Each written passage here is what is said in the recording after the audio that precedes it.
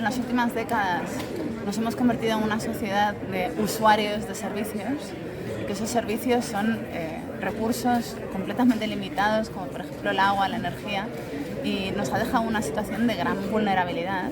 Y entonces, teniendo en cuenta que las empresas que gestionan este tipo de recursos se han convertido en empresas extractivistas que se están beneficiando de forma casi ilegítima de la crisis climática, de la crisis energética, necesitamos recuperar una responsabilidad y por lo tanto un poder sobre estos recursos para poder tenerlos en el futuro. Una de las cosas que mejor se le da al capitalismo es ofrecerse como la única solución al problema que crea el propio capitalismo, ¿no? Entonces pienso que una de las manifestaciones de esa teoría es que parece que hay una sola manera de hacer Big Data, hay una sola manera de hacer gestión de recursos y la única manera posible es la suya, ¿no? Y es una manera en la que son ellos los únicos que tienen los datos, son ellos los únicos que tienen la gestión.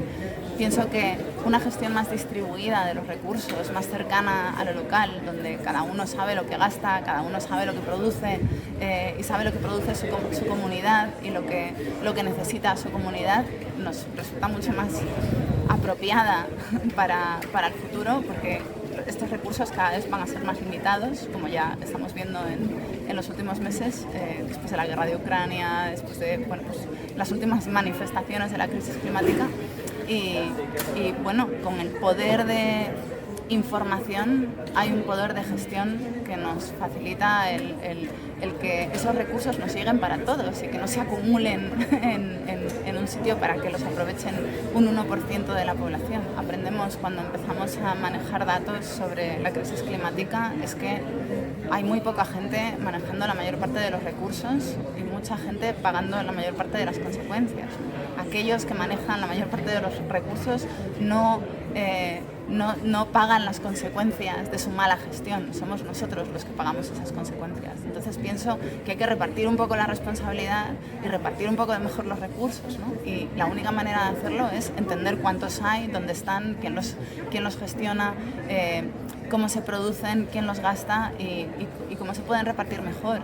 Es decir, hemos delegado toda la responsabilidad sobre un grupo de empresas y un conjunto de administraciones que trabajan entre ellos para repartir los recursos de una forma completamente asimétrica, muy irregular y además muy opaca. Entonces, pues necesitamos más transparencia y la única manera de obtener transparencia es un reparto de las medidas. Es decir, los datos no son como fresas salvajes que crecen en el monte y que vas con una cesta y las recoges, ¿no? Son una decisión deliberada que tomamos acerca de qué es lo importante, cómo lo medimos y cómo lo cuantificamos y cómo lo repartimos. Una cara de delegar simplemente medir cuánto CO2 se produce, cuánta agua se consume, cuánta energía se consume, es que asumimos una parte de culpa, ¿no? de la producción de CO2 y del consumo de energía que en realidad no corresponde a la ciudadanía, sino que una manifestación habitual es que cada vez que hay sequía hacen campañas desde los ayuntamientos para que no dejemos el grifo abierto cuando nos cepillamos los dientes, para que no nos bañemos y nos duchemos, como si fuéramos nosotros los que más agua gastamos, cuando una vez se investiga la gestión de los recursos hídricos, lo primero que vemos es que la mayor parte de esos recursos se pierden en infraestructuras en mal estado, ¿no? Entonces creo que asumiendo la responsabilidad del Big Data, es decir, de producir esos datos y de cuantificarlos, asumimos también parte del control sobre cómo se gestionan, porque podemos empezar a exigir responsabilidades acerca de dónde se pierden las cosas que más nos importan, ¿no? Como por ejemplo pues eso, el agua, la comida, la energía, etc. Es mucho más cómodo delegar ese tipo de gestión, pero en un contexto de recursos cada vez más limitados, de un planeta cada vez más maltrecho, ¿no? De una ciudadanía cada vez más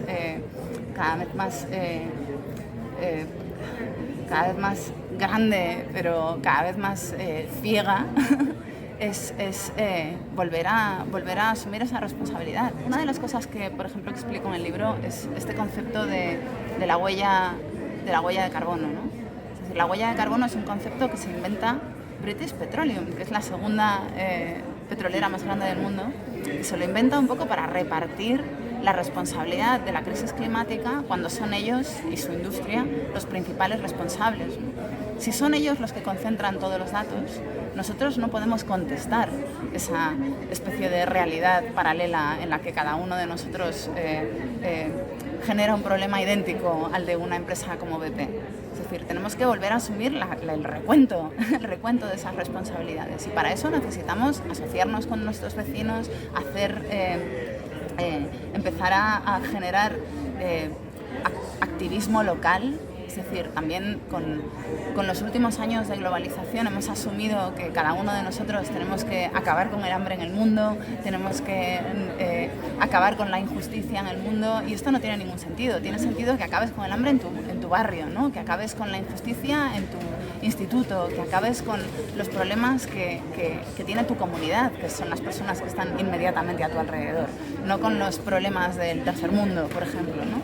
Entonces, bueno, pues vivimos en una era en la que la tecnología es asequible para todos, es decir, pensamos que los únicos que pueden gestionar una ciudad, por ejemplo, son las Smart Cities, ¿no? Que es un modelo muy centralizado de gestión a través de grandes empresas tecnológicas, generalmente estadounidenses o chinas, dependiendo de qué parte del mundo estás. Y sin embargo, estamos hablando de sensores que se pueden colocar en cualquier parte del mundo y que puede colocar prácticamente cualquier persona, ¿no? Para medir qué es lo que pasa en su entorno. Entonces, bueno, pues pienso que vivimos en una era en la que hemos renunciado a la responsabilidad, pero también al control, a cambio de una conveniencia que nos está maniatando, que nos está denegando la capacidad de organizarnos para tener recursos en el futuro más inmediato. Los países más ricos son los que más gases de efecto invernadero producen, son las que más consumen todo aquello que sabemos que es tóxico, los plásticos, la carne, es decir, los viajes por avión, etcétera. Y sin embargo son las comunidades más pobres las que menos consumen, las que menos producen, las que más pagan las consecuencias de todo ese consumo, ¿no? Entonces, bueno, pues efectivamente existe un poco la idea desde el mundo desarrollado de que uno puede salvarse de la crisis climática si tiene un Tesla, ¿no? Que si tienes aire acondicionado en tu casa, en realidad este problema no va contigo porque solamente afecta a las personas que no lo tienen. Y sin embargo, esto es un poco como el COVID, ¿no? Que tú puedes vacunarte 40 veces el COVID, pero si de repente hay una ciudad de 3 millones de habitantes en el sur de Brasil donde nadie está vacunado, pues lo más probable es que tus vacunas dentro de X tiempo ya no sirvan para nada, porque el virus se está haciendo fuerte en otro sitio, ¿no? Entonces tenemos que empezar a pensar de una manera mucho más colectiva a nivel planetario, en el sentido de que lo que pasa en Madrid, por poner un ejemplo de la ciudad en la que yo vivo, le afecta profundamente lo que pasa en la India o lo que pasa en Pakistán, que ahora mismo se enfrentan a las consecuencias de grandes inundaciones, ¿no? O lo que pasa en Brasil, por ejemplo, con respecto a las variantes del virus. No podemos seguir pensando que nos puede salvar, que podemos comprar soluciones al cambio climático sin establecer unos parámetros de igualdad en otros países, a lo mejor menos afortunados.